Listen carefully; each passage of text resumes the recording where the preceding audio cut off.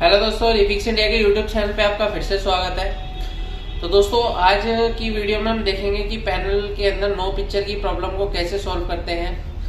तो अभी मेरे पास आप ये देख सकते हैं, मेरे पास ये इंटेक्स का जो है सेट है और इसके अंदर जो है LG का पैनल लगा हुआ है। तो इसके अंदर नो पिक्चर की कंडीशन है, तो मैं आपको दिखा देता हूँ जो नो पिक्चर की कंडीशन है। यहाँ पे मैं अगर पावर लगाता हूँ तो पावर लगाने के बाद आप यहाँ पे देख सकते हैं ये इंटेक्स कंपनी का है दोस्तों। ये हमारा जो सेट है ये ऑन हो गया, लेकिन पिक्चर नहीं है, नो पिक्चर। तो दोस्तों, इसके अंदर नो पिक्चर होने के कई कारण होते हैं। कई बार हमारी वोल्टेज मिसिंग हो जाती है, कई बार हमारे सिग्नल मिसिंग हो जाते हैं, कई बार मदरबोर्ड की भी दिक्कत आती है।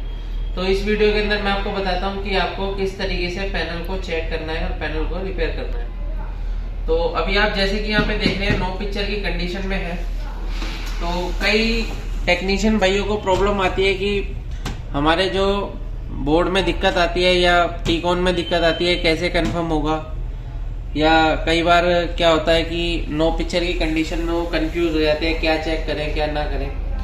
तो दोस्तों, सबसे पहले तो मैं आपको बता देता हूँ कि पैनल को रिपेयर करने के लिए आपके पास एक यूनिवर्सल कार्ड होना जरूरी है। यूनिवर्सल कार्ड से क्या होता है, किसी भी आप पैनल को आसानी से चेक कर सकते हैं, पैनल में दिक्कत है या आपके मदरबोर्ड में दिक्कत है। तो अभी जैसे कि आप देख सकते हैं मेरे पास ये जो कार्ड लगा हुआ है वो जो है नॉर्मल ही कार्ड है, यानी कि कोई स्मार्ट कार्ड नहीं है ये। तो चलिए सबसे पहले हम इसको देखते हैं कि किस तरीके से हम इसको चेक करेंगे। अगर आपके पास यूनिवर्सल कार्ड नहीं है तब भी आप इसको चेक कर सकते हो मल्टीमीटर के थ्रू। तो मल्टीमीटर को सबसे पहले हम 20 वोल्ट की रेंज पे लगा लेते हैं। 20 वोल्ट की रेंज पे लगाने के बाद ये ब्लैक वाली वायर में ग्राउंड कर देता हूँ, नेगेटिव से हम चेक करेंगे। यहाँ पे आप ये देखेंगे, ये देखिए। तो दोस्तों, अभी जो है मेरा सेट ऑन कंडीशन में है और इसके अंदर पिक्चर नहीं आ रही है। तो सबसे पहले हम क्या चेक करेंगे, जो हमारा पैनल है, पैनल के अंदर जो वोल्टेज आती है हमारी 12 वोल्ट की सप्लाई, वो बिल्कुल ओके है। क्योंकि 12 वोल्ट भी अगर आपका मिसिंग होगा तब भी आपका पैनल में पिक्चर नहीं आएगा। तो जैसे कि आप यहाँ पे देख रहे हैं पैनल 12 वोल्ट की सप्लाई इनपुट लेके आउटपुट दे रहा है, यानी कि पैनल बिल्कुल ओके है, परफेक्ट है। पैनल के अंदर जब आपकी 12 वोल्ट की सप्लाई इनपुट होती है तो सबसे पहले DC टू DC IC के अंदर जाती है और ये DC टू DC IC हमारा 3.3 वोल्ट या फिर 1.2 वोल्ट की सप्लाई आउटपुट करती है। क्योंकि अब जो हमारे LG के पैनल आ रहे हैं उसकी जो रोम IC होती है, रोम IC पे हमारे को 1.2 वोल्ट की सप्लाई हमें मिलनी चाहिए। जैसे कि आप यहाँ पे देख रहे हैं, यहाँ पे 1.2 वोल्ट की सप्लाई हमें नहीं मिल रही है, यानी कि प्रॉब्लम हमारे पैनल के अंदर ही है। क्योंकि जब तक हमारा 1.2, 3.3 ये सारी वोल्टेज नहीं बनेगी तो हमारा पैनल काम करना स्टार्ट नहीं करेगा। 1.2, 3.3 हमारे टीकॉन IC की रिक्वायरमेंट वोल्टेज होती है, जो कि इम्पॉर्टेंट वोल्टेज है। तो अभी अगर हम यहाँ पे देख रहे हैं तो हमारे को यहाँ पे कोई वोल्टेज नहीं मिल रहा, जिससे कि प्रॉब्लम हमारे को कंफर्म हो जाती है कि प्रॉब्लम हमारे मदरबोर्ड के अंदर ही पैनल के अंदर ही है। यानी कि पैनल के अंदर कई बार क्या होता है, स्केलर PCB लगी होती है, कई बार टीकॉन बोर्ड लगा होता है। तो यहाँ पे आप ये देख सकते हैं टीकॉन बोर्ड है। अभी मैं इसको क्या करता हूँ, सेट को ऑफ कर लेता हूँ। और ऑफ करने के बाद क्या है कि ये हमारा टीकॉन बोर्ड है। तो सबसे पहले हम टीकॉन बोर्ड के जो ये FFC कनेक्टर है, इन दोनों को रिमूव कर लेते हैं। और रिमूव दोनों को करने के बाद दोस्तों हमारे को चेक करना है, या फिर आप एक एक रिमूव करके भी चेक कर सकते हैं। तो मैं यहाँ पे दोनों रिमूव करके चेक कर रहा हूँ कि हमारे टीकॉन बोर्ड में सप्लाई बनती है या नहीं बनती है। अगर हमारे टीकॉन बोर्ड में सप्लाई बन जाती है तो इसका मतलब क्या है, हमारे पैनल के अंदर शॉर्टिंग हो सकती है या फिर पैनल के अंदर कुछ भी XYZ प्रॉब्लम हो सकती है। तो ये हमारे को पावर लगाने के बाद ही कंफर्म होगा। तो अभी मैंने पावर लगा दिया है दोबारा से। तो दोबारा से पावर लगाने के बाद जैसे कि आप यहाँ पे देखेंगे ये सेट मेरा ऑन हो गया। यहाँ पे आप लाइट देख सकते हैं। तो अभी जैसे कि आप देखेंगे कि 12 वोल्ट की सप्लाई ओके है, बिल्कुल प्रेजेंट है। और वोल्टेज अगर हम देखते हैं कि 1.2 वोल्ट की सप्लाई अभी भी हमारी पैनल में नहीं बनी है। दोस्तों, कुछ पैनल आपको मार्केट में ऐसे भी मिलेंगे जिसकी रोम आईसी 3.3 वोल्ट की जगह 1.2 वोल्ट पे काम करती है या 1.8 वोल्ट 8 पे काम करती है। कैसे पता चलेगा, ये मैं आपको अपनी ट्रेनिंग के अंदर बताता हूँ कि जब हमारी ट्रेनिंग होती है तो ट्रेनिंग के अंदर आपको पूरी सारी चीज़ें सिखाई जाती है कि पैनल किस तरीके से काम करता है, पैनल में कौन सी वोल्टेज कब बनती है, पैनल के अंदर पहचानना कैसे है कि कहाँ कहाँ पे कौन कौन सी वोल्टेज बननी है। तो ये सभी चीज़ें आपको ट्रेनिंग के अंदर सिखाया जाता है। ये एक जानकारी मैं आपको दे रहा हूँ कि पैनल को रिपेयर कैसे करना है। अगर आप भी एलसीडी एलईडी टीवी रिपेयर की ट्रेनिंग लेना चाहते हैं तो नीचे दिए गए कॉन्टैक्ट नंबर पर कॉन्टैक्ट कर सकते हैं, जिसमें आपको कंप्लीट ट्रेनिंग मिलती है पैनल रिपेयर की, पावर सप्लाई की, मदरबोर्ड की। तो अभी हम इसके अंदर देख लेते हैं कि प्रॉब्लम कहाँ की तरफ है। जैसे कि हमारा यहाँ पे वोल्टेज नहीं बना, तो यहाँ पे अगर हम VGH VGL भी देखेंगे तो हमारा कोई वोल्टेज नहीं बनता। अब टेक्नीशियन परेशान हो जाते हैं कि हमारा VGH VGL नहीं बन रहा है, तो अब हम क्या करें, क्या चीज़ चेक करें। तो दोस्तों, अगर आपको आधा अधूरा ज्ञान रहेगा तो आप प्रॉपर तरीके से काम नहीं कर पाएंगे। तो इसके लिए आपको ट्रेनिंग की तो आवश्यकता पड़ेगी ही, साथ में इसके प्रैक्टिस की भी बहुत ज़रूरत होती है। तो यहाँ पे आप ये देख रहे हैं VGL पे भी मेरे को कोई वोल्टेज नहीं मिल रहा है। तो दोस्तों, अब हम क्या चेक करेंगे कि ये हो सकता है कि हमारे टीकॉन बोर्ड में शॉर्टिंग भी हो सकती है। तो अभी हमारे यहाँ पे कोई भी वोल्टेज नहीं बन रहा, तो इस कंडीशन में हम क्या करेंगे, फिर से पावर निकालेंगे। और पावर निकालने के बाद मल्टीमीटर को मैं कंटिन्यूटी पे सेट कर लेता हूँ। ये मैंने कंटिन्यूटी पॉइंट पे सेट कर लिया है। और अभी हम चेक करेंगे कि फ्यूज़ तो देखिए हमारा ओके है ही, क्योंकि मेरे पास जो ये पैनल आया है ये मैकेनिक से पैनल हमारे पास रिपेयर होने के लिए आते हैं, जो कि ज़्यादा छेड़छाड़ वाले होते हैं, वही हम सेट रिपेयर करते हैं। तो यहाँ पे आप ये देख रहे हैं सोल्डिंग वगैरह हुई भी है, कुछ यहाँ पे भी सोल्डिंग हुई भी है कुछ। तो ये कस्टमर हमारे पास कम आते हैं, जो कि मैकेनिकों का काम हमारे पास ज़्यादा आता है। तो इसमें आपको ट्रेनिंग के अंदर फ़ायदा यह मिलेगा कि आपको पूरा प्रैक्टिकली सीखने को मिलेगा किस तरीके से हम छिड़े हुए सेट को, यानी कि जो बिगड़े हुए सेट होते हैं, उनको भी कैसे हम आसानी से रिपेयर कर सकते हैं। तो अभी जैसे कि हम देखते हैं तो हमारी DC to DC IC है। DC to DC IC के आसपास में सभी कंपोनेंट लगे हैं, तो सभी कंपोनेंट को हम चेक करेंगे। जैसे कि आप यहाँ पे देख रहे हैं नॉन पोलराइज कैपेसिटर लगा हुआ है, ये ओके है। यहाँ पे भी कोई शॉर्टिंग नहीं है, कोई शॉर्टिंग नहीं है। तो यहाँ पे दोस्तों आप यहाँ पे देख सकते हैं ये हमारे को कंटिन्यूटी शो कर रहा है, लेकिन ये कंटिन्यूटी, ये देखिए ये जो कंटिन्यूटी शो कर रहा है दोस्तों,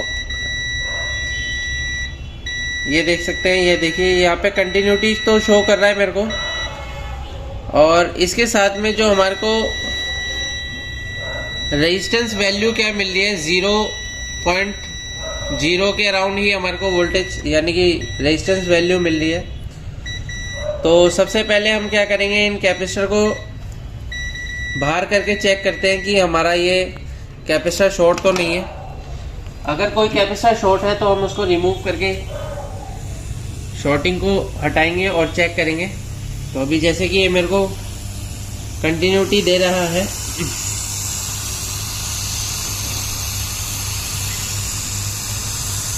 तो मैं इनको कैपेसिटर को इस तरीके से बाहर कर दूंगा।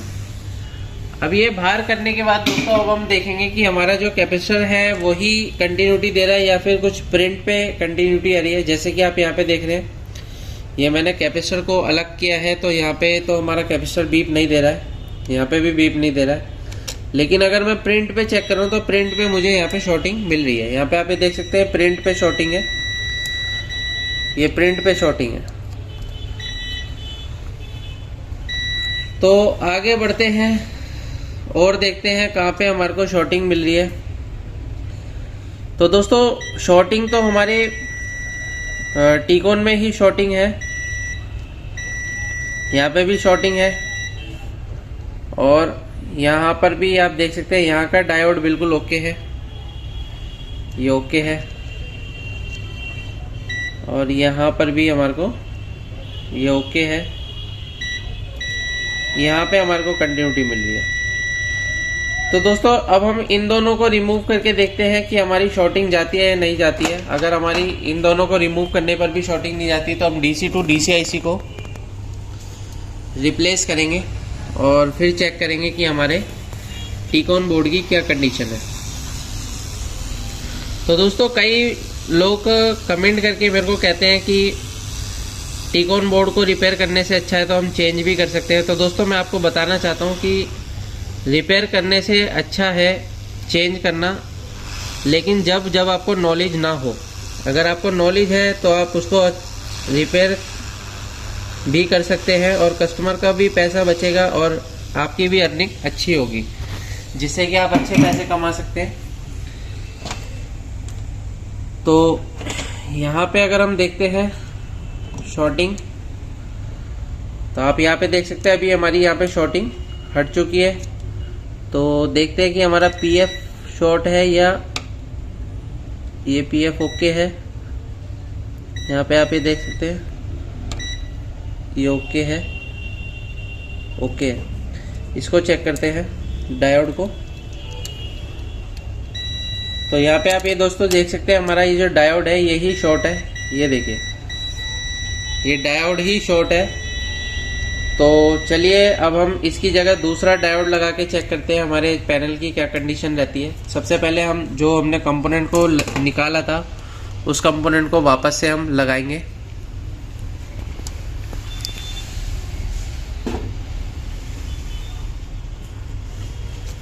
तो उन कंपोनेंट को वापस से प्लेस कर देता हूँ उनको अपनी जगह।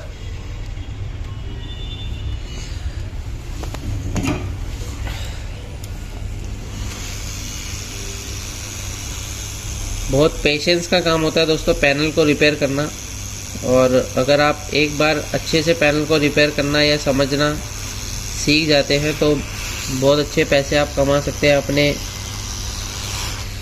घर के आसपास मैकेनिकों का काम करके भी आप अच्छी अर्निंग कर सकते हैं। तो अभी मैं दोस्तों क्या करूँगा, मेरे पास एक ऑलरेडी स्केलर PCB रखी है, तो मैं इसके ऊपर से डायोड को निकाल के लगाऊंगा।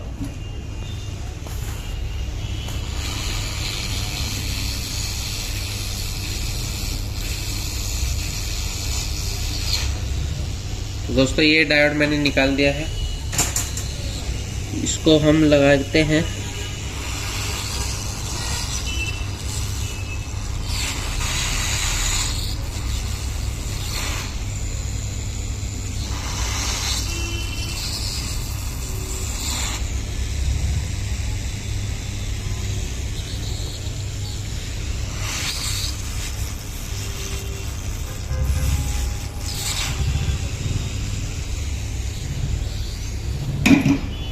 अभी दोस्तों मैंने ये डायोड को लगा दिया है, तो हम इसके अंदर अच्छी से सोल्डरिंग कर लेते हैं ताकि परफेक्ट तरीके से काम करे। इसको मैं पेस्ट लगा के अच्छे से यहाँ पे सोल्डरिंग कर लेता हूँ।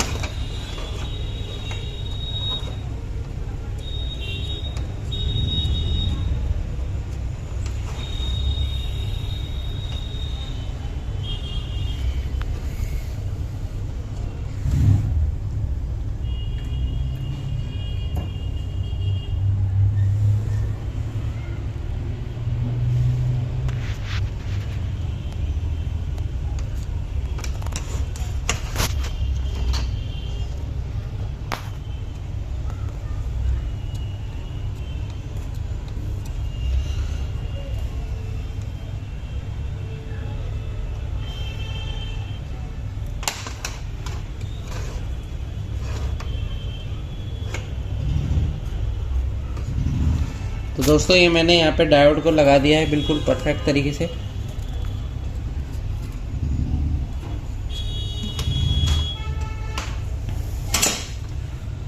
अभी हम यहाँ पे देखते हैं कि हमारे पैनल में कोई शॉर्टिंग और तो नहीं है। तो यहाँ पे आप ये देख सकते हैं परफेक्ट है, यहाँ पे कोई शॉर्टिंग नहीं है।